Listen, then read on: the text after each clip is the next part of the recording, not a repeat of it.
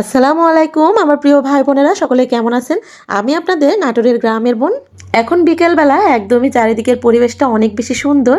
আর এই তো মা ছেলে হাঁটতে হাঁটতে চলে আসলাম মাঠের দিকে, শাক উঠাতে আসলাম। এই তো এগুলো হচ্ছে খেসারির শাক। এই শাকগুলো খেতে কিন্তু অনেক বেশি ভালো লাগে। শীতের দিনেই এই খেসারির শাকটা শুধু পাওয়া যায়। আর এই তো পুরো জমিতে খেসারির শাকগুলো হয়ে আছে।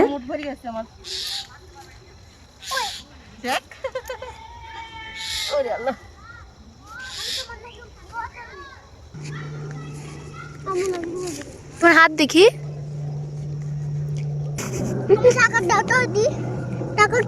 দেখো বিমান যাচ্ছে।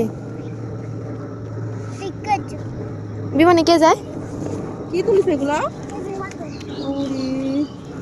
কতগুলা মোটর উঠাইছে গো আমার জন্য।